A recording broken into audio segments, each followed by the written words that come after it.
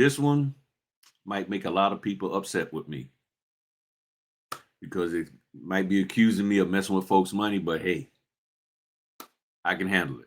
All right, party people. This your man Griff. So we're gonna get right into this here. And I'm gonna provide a link to all of this information so you can look it up for yourself and read through it and everything. You got references and all of that. Okay. So this is going to test you how much of a business person you are or want to be, because a part of being a business owner, you got to get into researching and making sure you're doing things the correct way. So over the years, I've talked about fees, adding processing fees and night, after hour fees and all that kind of stuff. I've talked about this. Okay. Depending on the state, you are or are not allowed to do those things. And it's up to you as an individual notary to find out whether or not your state or county, depending on how the notary commission goes, because some of them is by county, you have to find out what you are legally allowed to charge. If you're commission based on county, you need to find out whether your county says it's okay to charge something, but another county says you can't. If you're operating within that county, you need to find those things out. You working in, if you're dual commission, triple commission and all that, and over here it's okay to charge this in Maryland, but in DC you cannot. You need to know those things. Now, the reason why I'm doing this video is because I was scrolling through the wonderful world of TikTok, as so many people call it, and a young lady, I think me and her are following each other on TikTok. And I'm still trying to get used to TikTok. I still can't figure a lot of that stuff out. And she was talking about estate planning, and I was like, "Oh, okay, cool." And she was talking about the fees she was charging, the pricing. So I was thinking that the pricing she was talking about is working with attorneys, but it appeared to me that she was talking about you as a notary working with the general public that may have a need for your notarial services for their estate planning documents. So I was like, okay, cool. One of the things that she shared in there was that she charges a processing fee. The processing fee is for her to look through the documents and to fill out the journal. Now, I had never heard that before. And I was like, I need to look into that because for the reason why she was charging the processing fee. I've heard of the processing fee, but I was like, I don't know if you can charge a person a processing fee. In other words, just to look at your documents to see what the certificates are and how many, and then to write your name down in a journal. I don't know if you can get paid for that. I say that's an interesting perspective. So after listening to the video, I was like, okay. She said about after hour fees, all of that. I'm like, okay, that can be allowed in certain situations with certain states, depending on how you put it out there. I was like, okay. So I decided let me do some research. And y'all know how Griff is. I'm gonna go to the AI tool and I'm gonna look up stuff. And I don't care about what you say or anybody say about well, the AI tool can be wrong. Yes, it can be wrong. Just like we can be wrong without the AI tool. We could probably be a little bit more correct or going in a better direction if we do get the AI tool. And if you learn how to talk to the AI, because a lot of times you don't ask the questions right. So we're gonna go over that, but I got a link that you can go to see everything that I asked the AI to, and I use DeepSeek. That one tends to be a little bit more comprehensive in understanding things and answering questions and providing sources and stuff than some of the other ones. So, but I also always encourage people take the questions that you ask in DeepSeek, throw it into Gemini, throw it into Chat GTP or any other AI tool, and see what they say. Okay, that's all you can do. You can see what they say and get an idea. And sometimes they'll come with a different perspective. Not necessarily completely different, but they'll like add a little sauce to your mashed potatoes that you was eating on off of one AI tool, and now they got some gravy, and then they got some dipping sauce for your wontons and all that kind of stuff, and your dumplings and everything, and then they got some good fried rice, and you have a whole meal of information. Okay, So before I go into this, let me share this here. This is why it's critical that you, as a person who wants to educate people in the notary space, that you do your proper research and that you look into stuff before you start telling people what they can do. One of the things that I constantly see is that notaries will come into this business, they will start getting excited and they will start learning things, and then they want to start teaching other people things. But they do not take into account that the things that they're learning and doing within their state is only for their state. They will then want to get online and educate people about how to do this business and have not really been in this business that long, or they may have been a notary for some time and they have not actually been running the business consistently for that long. That's why in my older videos, when I first got on, I was telling people you need to, in my opinion, if you're going to be a TMC, a trainer, mentor, coach, you need to have at least 3 years experience of doing the business before you start trying to educate people, because you need experience so that you can show people this is how things are done, and that not based off of, oh, guess what I just learned today, oh, guess what I just ran into today. But you got to get to the point where, okay, here's what I've learned over the last couple of years, here's what I've learned not to do because of these scenarios. I've had these 5 scenarios, I had this 2 or 3 scenarios. That's not happening. It's, oh, I ran into, so let me get a class and boom boom boom and teach y'all, and here's the fee. If y'all follow me for any length of time, y'all know before I do a class on anything that I'm charging people for, a lot of times I'm teaching it for free. I'm putting it out here. And the only reason why I end up charging is because there's some people that just seem that they need to charge. They want to pay for something and they don't want to listen to the information for free. But I do my extensive research and I make sure that I have my ducks in a row. The other thing is that you, as a person who's trying to be a trainer, mentor, or coach, you cannot take the attitude of, I'm gonna put information out, but it's up to you to go figure it out whether it works for you. You should not do that, because that is not how we do stuff in education, in most educational settings. We have resources, we cite sources. You do a document, you do a daggone research paper. You just don't throw stuff on the wall and say, "Hey, professor, figure out whether I told the truth." No, you have all of those things, the plagiarism sites and all of that. You cite your sources when you're telling people what they can charge. And I'm gonna put another link in the video in here concerned to a video where it talks about the Sherman Antitrust Act. It has some information to the NNA and all of that about colluding and trying to price fix and all of that. You cannot do that. And you have to cite your sources as to saying, okay, I charge this, and this is why I charge that based on my state law. And you need to go check your state law. And in my opinion, if you know that there's different state law, why even get into telling somebody what they should charge? Because if you can tell somebody and you feel it's important to tell somebody how much they should charge, then you should also take on that same responsibility of ensuring that they understand that they need to check their state laws. It needs to be said out of our mouth, not assume that, oh, well, I'm going to say that you can charge $85 for this, but it's up to you. And you never tell a person that they need to check their state laws.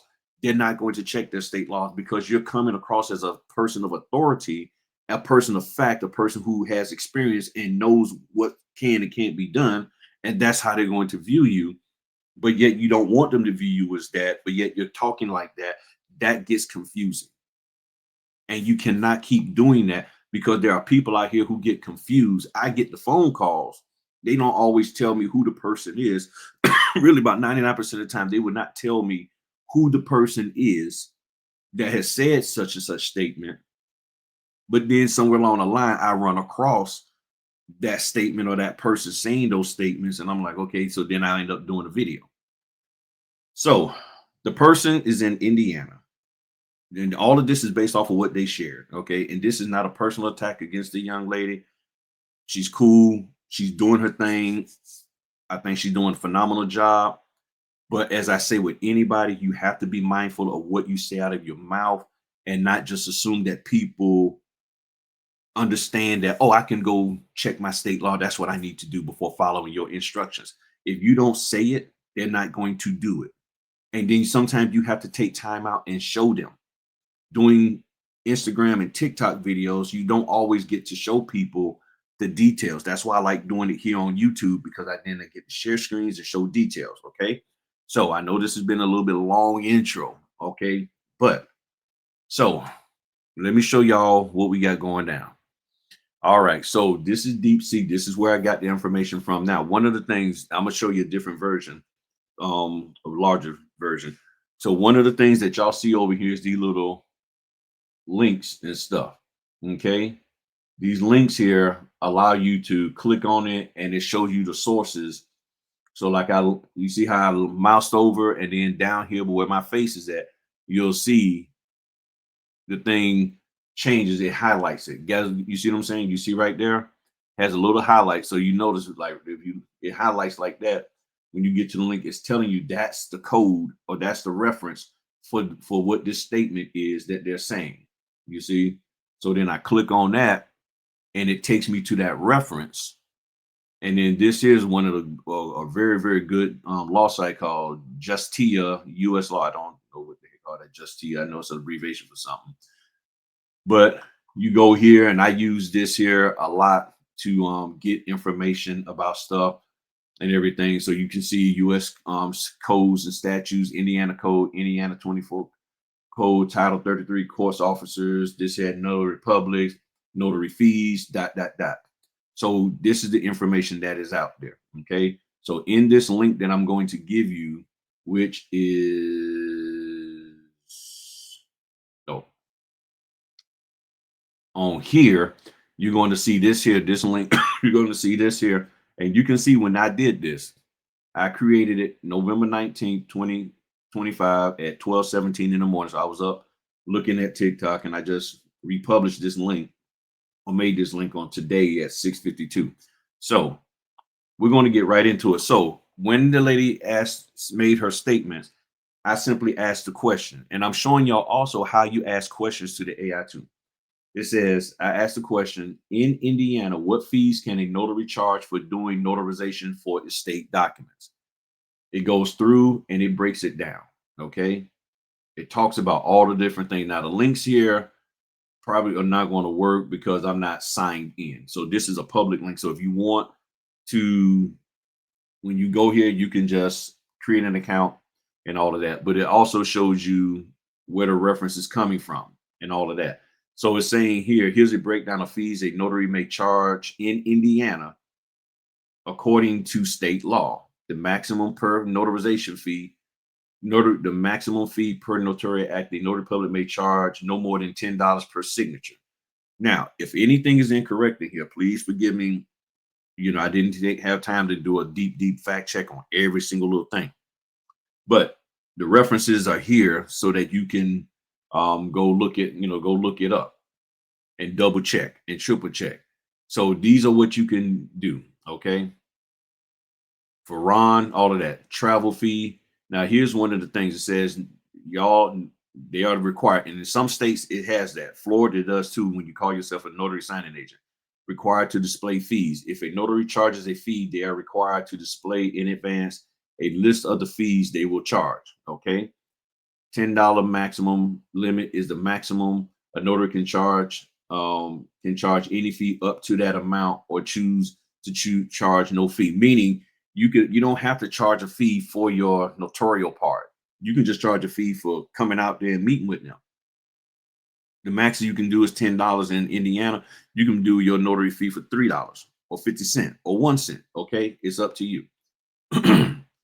Then I asked the question, can a Indiana notary charge a processing fee for reviewing the estate documents and recording the signers in the journal? This is based off of what the person said that they charge a processing fee for. It says here, generally in Indiana, notary publics cannot charge a separate processing fee for reviewing the documents or making journal entry, as these actions are considered part of the required duty for performing the notarial act itself.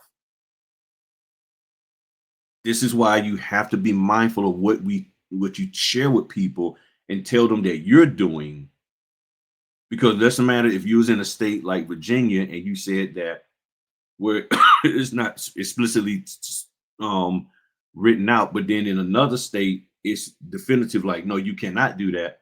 You're telling somebody to do something that might be in violation of their state law. So you have to articulate it and not just assume that people will just figure it out on their own. Because if people could just figure it out on their own, then what's the point of having education and meetings and stuff? People will just figure it out. They don't need our guidance to direct them. Okay. Then it says here's a breakdown based on Indiana laws. The maximum fee, statutory fee, is $10 per signature. It is intended to cover the process, like including the notary's required actions, like verifying identity, ensuring the signer's willingness, and completing the journal entry, which is highly recommended. Journal entry review, reviewing the document for a notarial certificate and recording the transaction in a journal are essential steps in performance of the notarizations, are not typically chargeable as a separate line item fee. Negotiable fees for non-notarial services. Indiana's law does state that fees for notarial acts not described in this subsection are negotiable. And those items, and then this is where a notary may charge for services that are clerical or administrative. And what I believe what most people are doing is saying that to review your document and to record you in the journal is a clerical or administrative act, but your state may look at it as required or as a part of the notarial duties. And then this is what they're saying, and they got references here from the Indiana Notary about the travel, NNA about copying documents and all of that. The key is that the notary must clearly separate and itemize the non-notarial charges. Charging a vague processing fee for what is essentially a core notarial procedure, reviewing and record keeping, is likely an improper attempt to exceed the $10 statutory limit. To exceed the statutory $10 limit. And you have to think in that mindset as a business owner that, oh, they might think I'm trying to get around something. So you need to find out. So if a notary is charging you a processing fee in addition to the $10 notarial fee and the authorized travel fee, you should ask for a clear itemized breakdown of what the fee covers. If it covers the review and journal entry, it should be questionable under Indiana law. So then I said, what states allow? Okay. Then I said, what states allow notaries to charge processing fees and what services qualify? So the concept of processing fee is generally not authorized as a separate line item under core notarial acts like verifying identity, this, that, and the other. This is because state laws like Indiana set a maximum fee for notarial acts. However, many states do allow notaries to charge a non-notarial administrative fee, clerical fees for services that are separate from and ancillary to the notarization itself.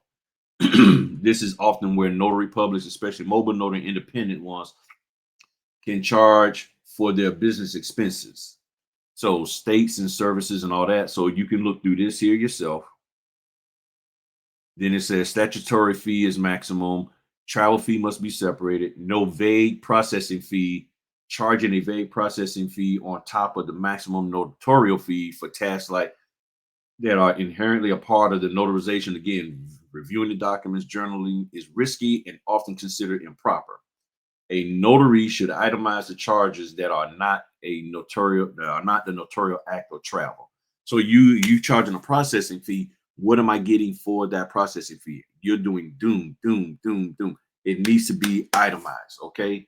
At least for Indiana, and I do know for Florida, when you're calling yourself a notary signing agent. And I did a video a while back, can't remember which one, talking about that. Okay, so if you are presented with a processing fee, you should ask the notary to itemize the services it covers to ensure it's for non-notarials like printing or postage. That's where you get into your apostille, things of that nature. Or somebody wants something generally done, they say, hey, I don't have a printer, no problem, I'll print that for you. And not a way to skirt the state's $10 maximum fee. So in other words, this is saying you can actually get accused of doing that, even though that might not be your intent. And then it asked me exactly, and I said, yes, show me all 50 states. This is that that's a pretty tall tale. to get all 50 states and stuff. So I said, all right, cool. So feel free to read through that. And then I said, okay, well, show me Georgia, Virginia, and Texas. It said that's a great selection of states. So it's comparing all the states' different approaches to notary fees, especially concerning maximum caps and additional administrative fees. Here's a side-by-side comparison, maximum fees allowed. And everybody knows Georgia's low. And this is where that all those extra fee things came into play with notaries down there in Georgia, because they was like, hey, we're only getting $2 per stamp. A lot of people that doing notary work down there do not like doing loan closings, or it's hard for them because you have to have an attorney. They're an attorney state. So the signing companies, if you're doing, if you get a property that's located in Georgia, you have to have an attorney, and that becomes a little difficult. And then you really have to work direct. And you got 50,000 notaries in Georgia.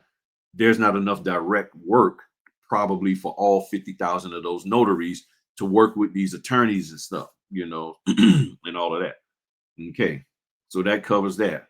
So then it said the processing fee is not used in statute of these states, but the concept of charging for work around a notarization is handled as follows. Georgia, most lenient on the non-notarial charges. The state explicitly allows for clerical or administrative fees for services like copying and travel, provided they are reasonable and itemized.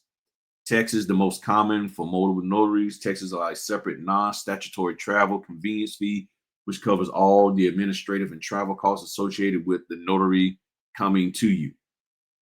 Virginia, most restrictive. It is. It primarily allows the reimbursement for actual travel expenses only. The general convenience, not general convenience or clerical fees. And a lot of notaries here in Virginia are charging all kind of extra fees and stuff, but our state statute doesn't say that we can. All right. So it said all three states, if the fee covers acts like this journal entry, it must fall under the statutory maximum. If it covers something separate, it must be itemized and agreed upon. So then I said, are notaries allowed to charge after hour, holiday, or convenience fees? Said this is one of the most common questions for mobile notaries.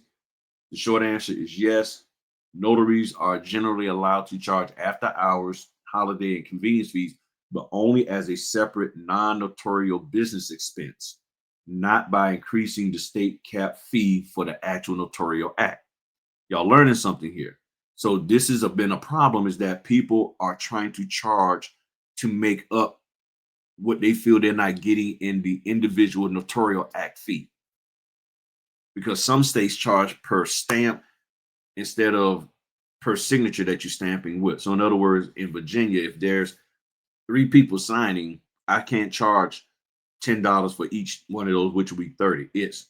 I'm charging only $10 for the notarial act for those 3 people.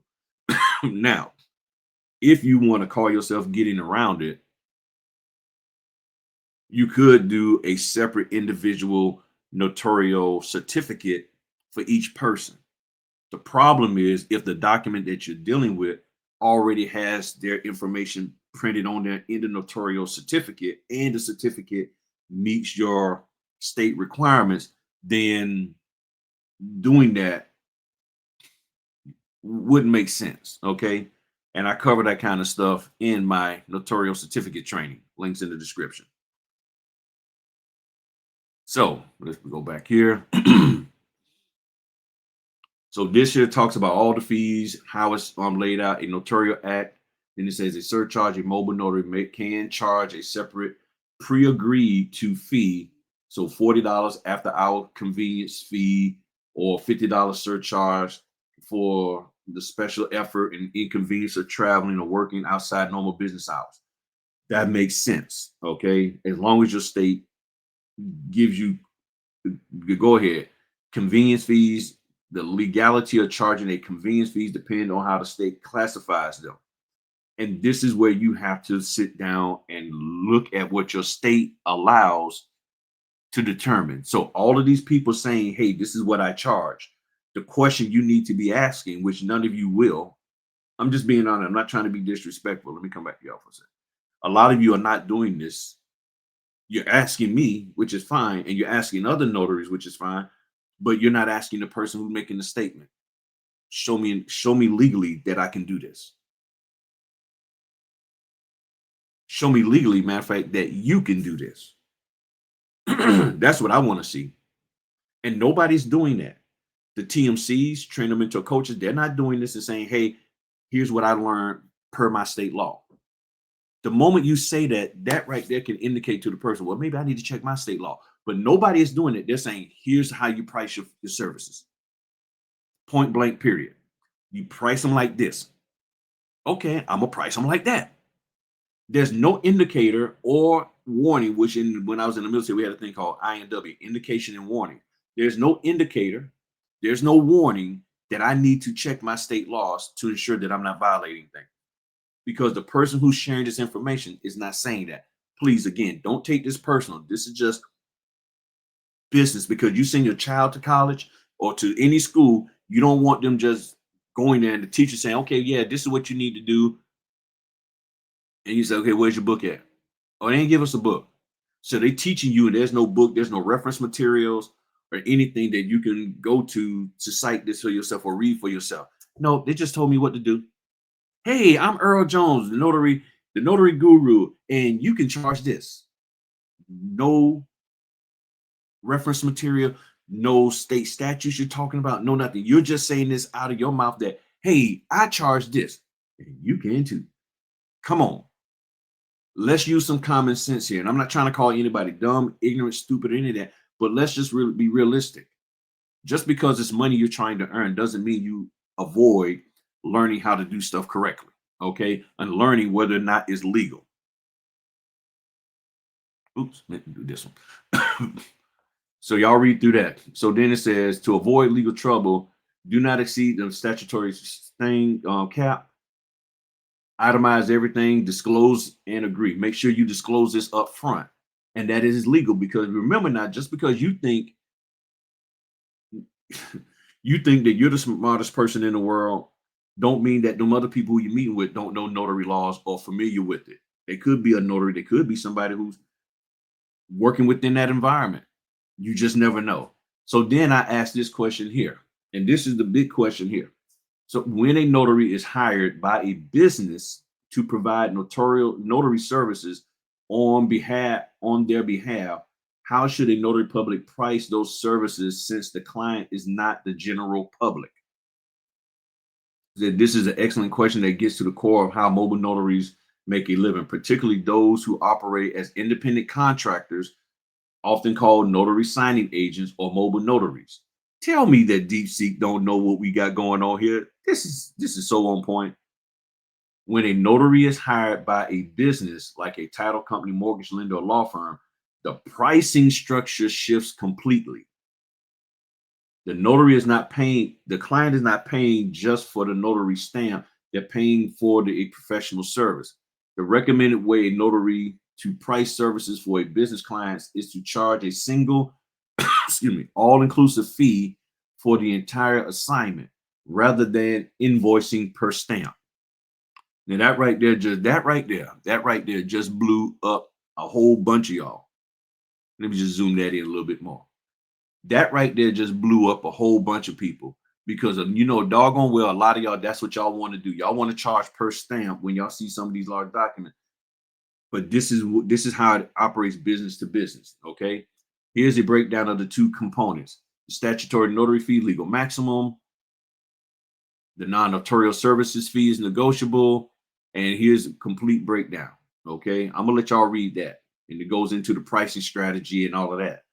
Okay. So the notary then presents a single invoice to this, that, and the other. Boom, boom, boom. A notary model. In this model, the notary is being compensated not as an hourly employee, but as an independent professional providing a package of notary services.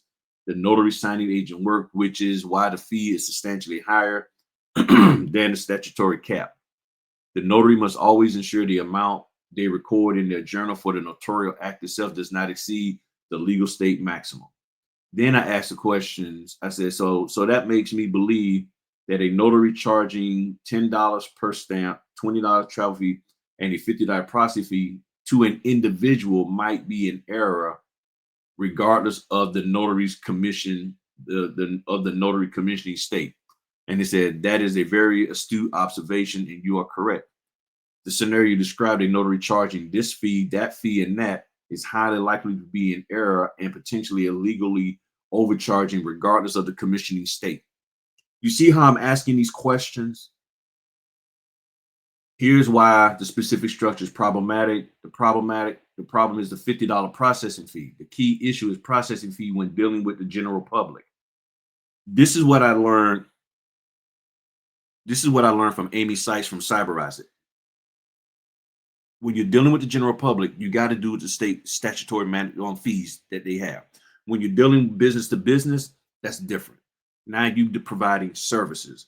So when somebody, so one of the slick things that sometimes title companies will do is they will give the documents to a person and say, oh, you go find a notary, so that the notary has to charge them the state mandatory fees. Okay. Instead of the bigger all-inclusive fee. So you do a seller's package, which may only have 3 notarizations. And this title company, this person is just is like being a middle. They like, all I know is they gave me the documents. So I'm like, okay, well, let me call the people because my thing is, I don't know, they might be lying to me, this random person. So let me get on phone. So I call them up, say, hey, ABC Title Company. So you need them to get this notarized, right? Yeah. So this is something that you want done. And I guess you didn't have time to find a notary, so you just wanted them to go find one, right? Yeah. Okay. So this is my fee for that service for y'all. Because you want this, right? Because sometimes they try to get slick and circumvent properly paying a notary by sending it to the individual and then the individual. So now you don't have to do it. You can be like, hey, look, or what I've done in some past, I say, hey, you probably want to go to the bank, your local bank, and have them take care of that for you. Because I feel that sometimes the title company is trying to be slick and circumvent paying the 175, 200, whatever you charge, by sending it to the person and then telling them go find a notary somewhere. So if you want them to just go find a notary somewhere, okay, take it to your bank. Go to the library. Go to the UPS store. You see what I'm saying? You got to be mindful of that. So they try to get around that by doing that. Okay. I haven't had that happen that much. All right. So it talks about, how to check the legality of what you're doing. Then I said, then I asked a question about, can we charge convenience fees in Virginia? It goes into all of that, about what the Virginia codes talks about, gives me the reference to the Virginia code.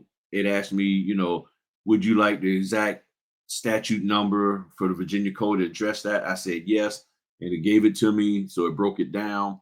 Then I said, if a client presents a tip if a client presents a tip, are Virginia notaries allowed to accept the tip? And then it goes into all of that. So feel free to read through all of that stuff. And that's it. So I just wanted to do that. Okay, cool. Under 45 minutes, only 30 some minutes. So I just wanted to put this out here. Again, if you get offended by it, before you get mad at me, before you stop rocking with me, follow me and all that, go do your research and find out whether it's right for you to be charging these fees. And if you are an individual who believes that you need to try to help notaries get the maximum and all this, that, and the other, you need to make sure that what you're saying is sound, is legally sound. And if you need to get legal help, use your Legal Shield services and get help. If you need help with Legal Shield, where is it? I always right here. You need to contact her. The link will be in the description, and she will get you connected with Legal Shield. Good friend of mine, Sharon D. Holiday, wonderful, wonderful woman, known her for maybe 15, 20 years, and she will get you squared away with that. Okay, so I'm getting ready to get out of here. I got to go print my documents for my 10 o'clock. They just got them to me just before I hopped on here. Right now it's 8:42, so I got to go get the popping and get everything. I ain't even ate breakfast yet, but I wanted to put this out. I was going to do it Today is the 20th. I was going to do it on the 19th, but I was so tired from everything and I had all a bunch of other stuff, so I couldn't get to doing it. But now here it is. So you take it for what it's worth. Feel free to ask me any questions. If y'all want to do a follow-up about this on Friday or ask questions in Freedom Friday in the next tomorrow, the 21st, I'll be more than happy to accommodate those questions. Okay. But this is real. We gotta have our act together and make sure the information we're putting out here as individuals who are trying to assist and help people, that is correct. We can't keep just saying stuff blindly and then thinking that, oh, okay, yeah, I can say this and nobody's going to be affected by this or take it the wrong way, or they'll just automatically know what I really mean. No, you got to articulate it. You got to. If you don't, all right. Y'all have a good one. Talk to y'all later. Peace.